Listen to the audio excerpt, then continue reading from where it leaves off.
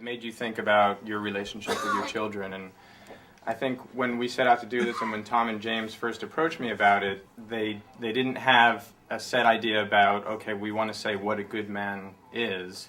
It was more about provoking questions and about provoking a dialogue. And so I guess my hope is that when you leave the theater and when you've just seen the film, you kind of examine, am I a good man? If, what does it mean to be a good man?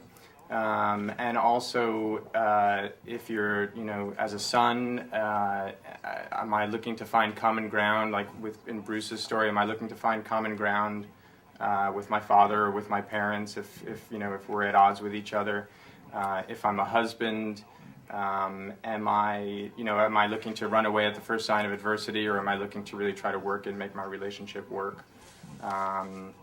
And if I'm a father, am I, doing everything that I can for my children and being the best father that I can be? So it was really about provoking those kinds of questions.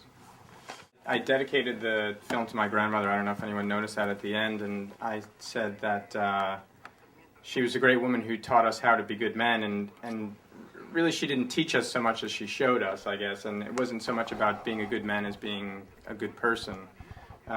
She had a pretty incredible story. She emigrated from Italy when she was probably 3 or 4 years old, went through Ellis Island, ended up in the Bronx, and she liked to tell this story of how, her husband was working nights. It was very difficult. The family was living in a 2-bedroom apartment. My father and his brother slept on a couch together, and I said that I would try to keep my emotions in check on this one.